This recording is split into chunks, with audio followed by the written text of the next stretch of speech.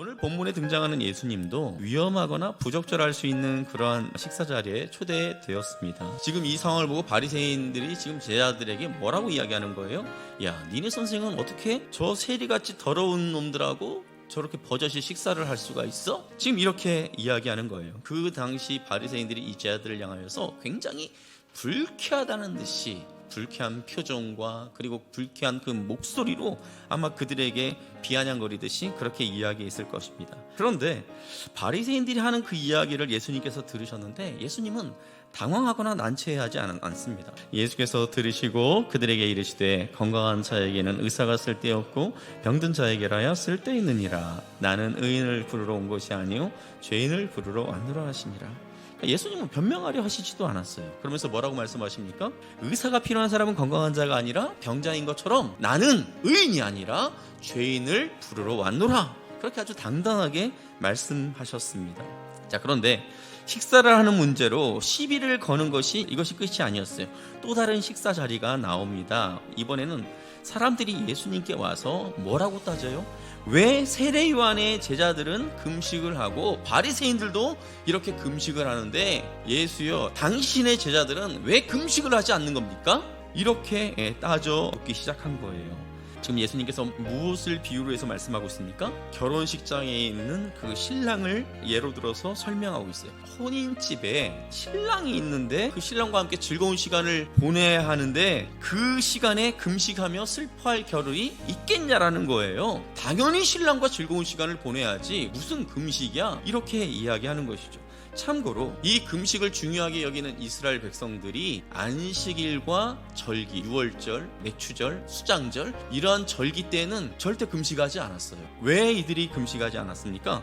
절기며 이런 안식일은 하나님께서 이스라엘 백성들에게 기뻐하며 즐거워하라고 정해주신 날이에요. 그런데 즐거워해야 할 그 날에 왜 금식을 하냐는 것이죠. 그러니까 성경에서도 이와 같이 금식을 해야 할 때가 있고 금식할 필요가 없는 그런 때가 있다는 것을 말씀하고 있다는 것입니다. 자, 그렇다면 예수님께서는 언제 금식해야 한다고 말씀하고 있을까요? 20절에 보니까 신랑을 빼앗기게 되었습니다. 자, 신랑을 빼앗기게 된다는 거, 예수님이 지금 무엇을 염두에 두고 있습니까? 자기 자신이 십자가에 달려 죽게 되는 그 상황을 머릿속에 두시며 이 말씀을 하고 있는 거예요. 그러니까 지금 이 제자들은 신랑이 나와 함께 하고 있기 때문에 이들은 얼마든지 이 시간을 즐길 자격이 있어요. 단 예수님이 이제 십자가에 달려 죽으시는 그 때가 되면 나의 제자들도 금식할 때가 올 거야. 그러한 뜻을 내포해서 말씀하고 있는 것입니다.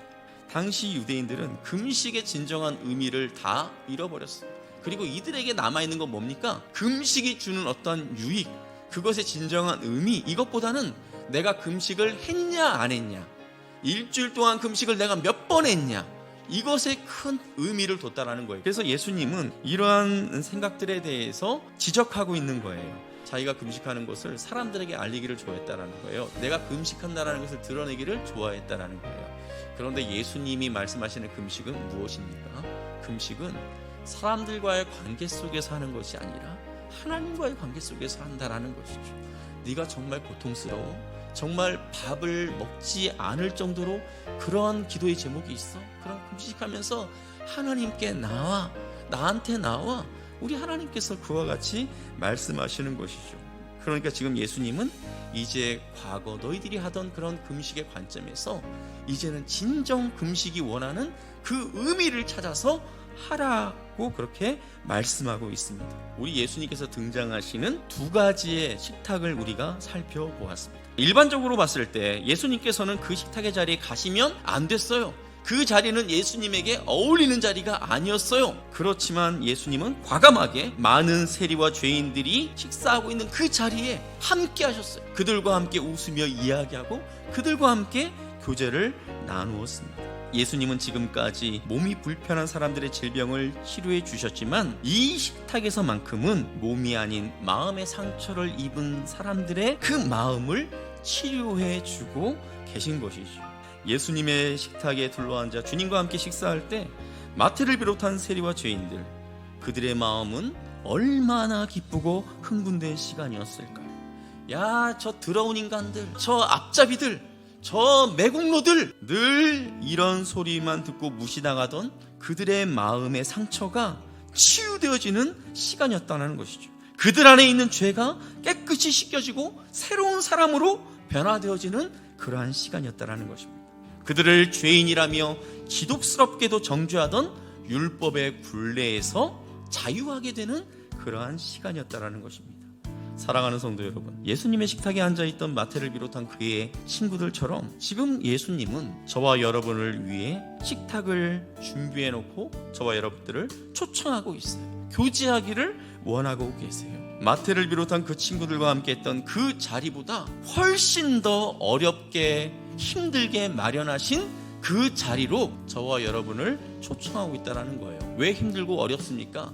우리를 위하여 마련한 이 자리는 예수님께서 십자가의 길을 걸으시고 난 다음에 마련하신 자리예요. 그렇기 때문에 지금 마태와 그의 친구들이 받는 이 자리보다, 이 식탁보다 더 어렵게 우리를 위하여 만든 자리라는 것이죠. 마태와 그 친구들이 예수님의 식탁에서 상처가 치유되고 죄의 씻음을 경험하고 또 저들을 얽어매고 있는 모든 굴레에서 자유하게 된 것처럼 저와 여러분이 예수님의 식탁에서 치유와 회복 그리고 진정한 자유를 경험할 수 있기를 주님의 이름으로 축복합니다. 마지막으로 살펴볼 것은 하나님의 뜻을 좀 더 분명하게 알기 위해 더 깊은 교제를 나누기 위해, 그리고 이제 올 한 해도 이제 한 달이면 이제 끝나잖아요. 올 한 해를 정리하고 새해를 맞이하기 위해 우리는 예수님의 두 번째 식탁으로 나아갈 필요가 있다는 거예요. 그 두 번째 식탁이 뭘까요? 육체의 양식을 끊고 영의 양식으로 채워지는 시간이 필요하다라는 거예요. 이에 금식하며 기도하고 두 사람에게 안수하여 보내니라. 예수님께서 승천하신 이후에 사도행전 그 초대교회에서 어떻게 하고 있습니까? 금식하며 기도하고 있는 모습을 보게 됩니다. 이 장면이 어떤 장면입니까? 안디옥 교회가 사도 바울과 바나바를 파송하는 그런 장면이에요. 안디옥 교회 성도들과 지도자들이 금식하며 기도하고 있었을 때 주의 성령께서 이 안디옥 교회를 향하여서 특별한 메시지를 줍니다. 그 메시지가 무엇이었습니까? 바울과 바나바를 파송해라. 이런 특별한 메시지를 받아요.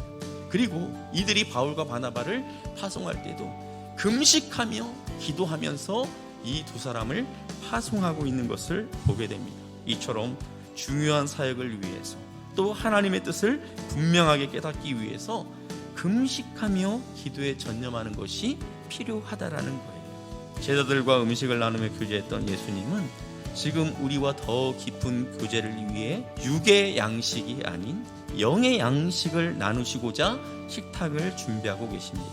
금식을 위한 금식을 하면 그것은 금식이 아니라 궁식이 되기 쉽습니다. 그러나 내가 하나님과 더 깊은 교제를 사모하면서 주님, 입으로 씹어 삼키는 이 육의 양식보다 더 맛있는 하늘의 양식으로 나를 채워주소서 하는 그러한 마음으로 주님 앞에 금식하며 엎드려 보세요. 아마 특별한 하늘의 양식을 맛보게 될 줄 믿습니다. 사랑하는 성도 여러분, 이와 같이 예수님이 준비하신 이 식탁의 자리로 나가심으로 말미암아 주께서 우리에게 베푸시는 그 은혜와 행복을 맛보시는 저와 여러분이 될 수 있기를 주님의 이름으로 축복합니다.